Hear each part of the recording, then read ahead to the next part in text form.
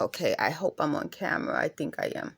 If I'm not really on camera, then you'll see me kind of trying to adjust it. I have a mirror that I'm trying to adjust. I just disconnected my other video, so I hope it went through. If not, then I'll just kind of film the video again so that it's easier.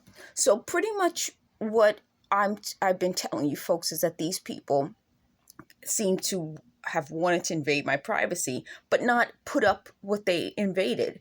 You know, anybody can say, oh, this happened or that happened, and they've been lying a lot. You know, they don't like when I say lied and said, but they lied and they said. So if I put it together and say they lied and said, I think it's easier than if I say they lied and they said, or they lied, they said, blah, blah, blah. Do you know what I mean? So I feel like, I don't know, like I can say lied and said, but if they prefer, I'll say they lied. They said all sorts of things, but if they don't publish the truth, then I will have to keep correcting them. And I told my mother today, and I've told her this before, that they are quoting things that we said without putting out the tapes. Don't quote me unless I can hear it. So they quoted me and said by saying all these things, and then, oh no, we got that wrong. So my point to them is put it out publicly. They said, well, we have to edit out the crazy people who are also talking. That's part of the problem. If you are recording me, but then you have crazy people talking, don't edit the crazy people out. Put them in keep them in so that they can also say, well, maybe that's not us. So we will work on multiple levels. First of all, if you think the people that you had badgering me are crazy, then why did you have them badger me? You're taking advantage of people. That's one part of it. The second part of it is if you're editing anything out, then what would be the point of editing it out? If you were so proud of your work and your accomplishments, you put your name on it and you put it out publicly. There's something they're ashamed of. And that sense of shame is what they wanted me to feel. I don't feel that sense of shame. I'm just going to put a pillow behind my back. I don't feel that sense of shame. If I'm coming on camera telling you these things, there's a reason. I don't feel that sense of shame. But they obviously feel the shame. So why would you edit out what you thought was such a great idea? And that's my point with this. It seems like the people doing this, they keep saying that they put it out live, meaning it seems like they use some sort of radio device. In addition to, they called it a noise canceling device, and then they had people nearby talking. So they established different layers, and then they had themselves talking. So it could be that some of the people aren't close by, but then you need somebody who's close by to operate this. And then they had other people involved. So as this goes on, I'm trying to tell you what I experienced, which is different than telling you what I recorded. Does that make sense? I think to people who have common sense, that makes a lot of sense. When you're experiencing something, it's harder to get that experience and tell that experience after it happened than it is if they just release the tapes. And if they edit something, which is my point, I told you a while ago, if they're editing this stuff and putting out something, they can also edit me. Don't put it out as it is. I even told on Twitter they should put this out publicly, and I prepared my mom. Let them put it out publicly, because I'm telling you from my experience, it's not what they present. They lie and they say things and they bang, and they made my life a miserable hell here. I lived here for so many years. In March, it will be 25 years. And never had this happen until these people came into my life. But then, so what I'm also going to tell you is what they thought they would do is take credit for my work by, I'm trying to get myself on camera again. Am I on camera? All right. By saying that they gave me these ideas. So they're trying to justify the 24/7 talking, the badgering, the trying to play mind games by saying, well, we're helping you. It isn't a help. It's not helping at all. So what they're trying to then do is guess what I'm going to say. Like, it's like dealing with some sort of abusive technology where if I'm about to say something, they're like, oh, you like hindrance. Well, I wasn't going to say hindrance, but if you thought you wanted to say hindrance, then okay, you say hindrance. So in the videos, you'll hear them talking as I'm talking, trying to guess what I'm about to say. Now, let me just talk about that for a moment. If you're in a conversation, like say, for example, you had the ability, if I did this as a live video, and I'm talking, and then you go, end, and then I say, end. Then you keep interrupting what I'm going to say. If you say it as I'm saying it, or interrupt me, or say it right before I'm about to say it, does that seem like it would be helpful? No. You wouldn't do that in a normal interaction with a person. So why do they think that that's a good idea to do? It isn't. It isn't. But in their minds, we'll use the word mind loosely, that seems like it's a great thing to do. No, it isn't. It's part of the harassment. So even that's harassing. So if I'm talking and then they go, to you, before I can say to you, we wouldn't do that in a normal interaction. They think it's okay because they can't be seen. But that's why I tell them and the world they should put up the tapes unedited so that people can see. I'm in physical therapy. I don't want to talk about some of the medical issues because it's hard. It's hard that these people came into my life and caused this. But I'm in physical therapy. So coming home on the bus from physical therapy, they call my mother an idiot. Well, they called me a filthy idiot. They said I didn't wash my ass. But it just gives you more of an idea of what I'm dealing with. People who are completely the most disgusting people you've ever encountered, who thought that this would seem normal, or they could, because of who they are, they could make it seem like, oh, nobody will believe, people wouldn't believe me, that they would be more believable because of who they are.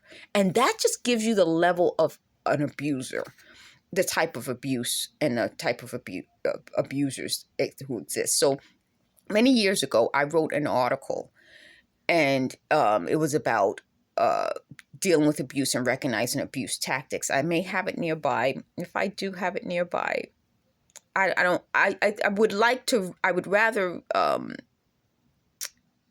publish this on my website. But if I have it nearby, let me pause this and get it, okay? Let me see if I can pause this. Okay, so this is the article, and I took my name out, but I was writing under S.J. Johnson.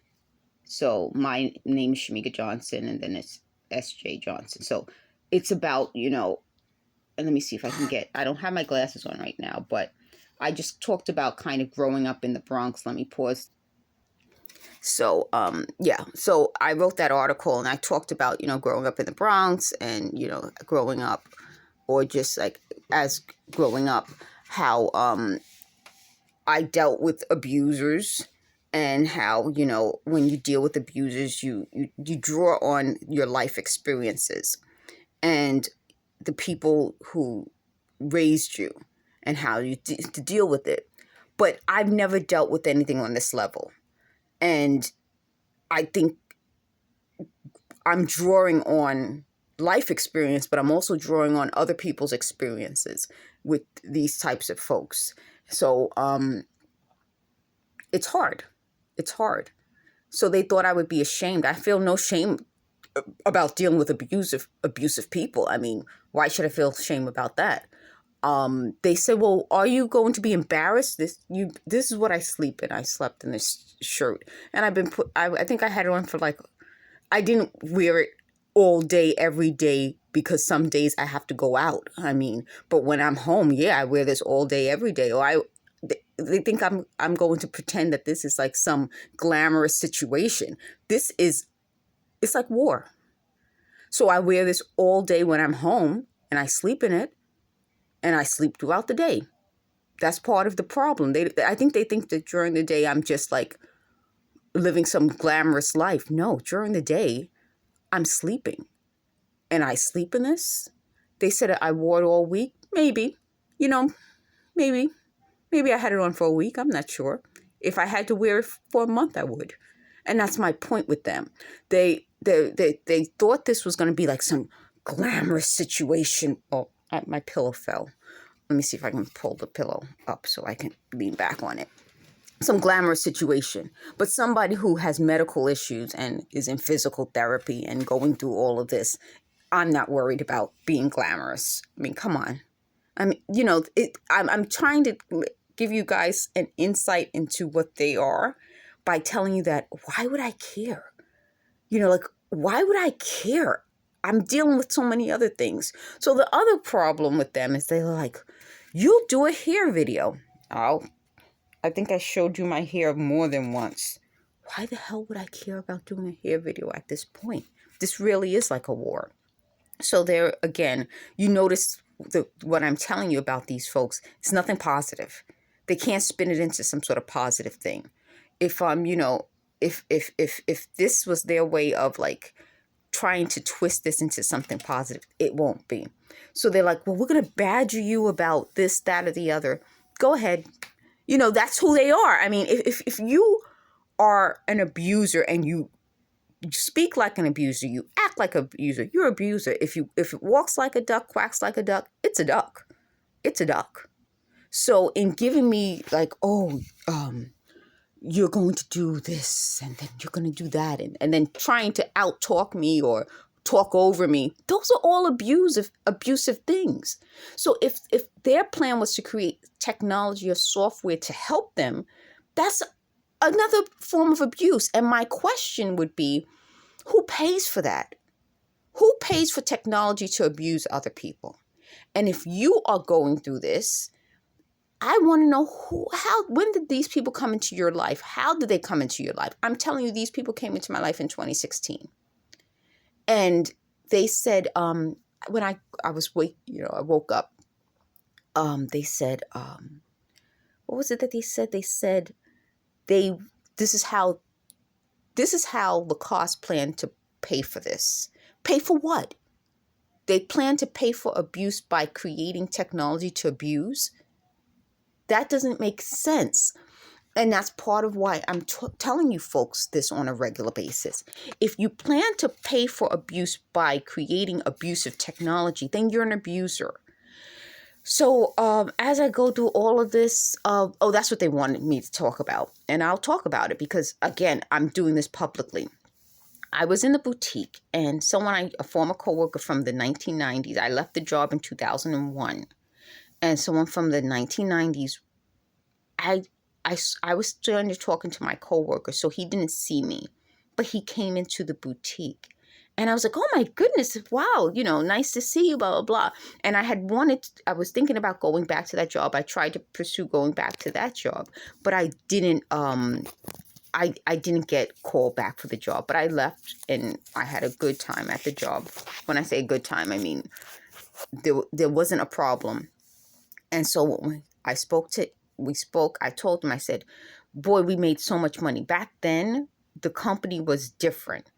And we had plenty of overtime. We had plenty of work. It was so good in terms of making money that I never made that much money ever again. I think, let's see, it was like the late 90s, we could do overtime. I made like maybe 1 year about 67,000 or something like that. Never made that type of money again. So he came in, he gave me his card. I thought about contacting him to go back to that job. I didn't. And they wanted to talk about that. In a video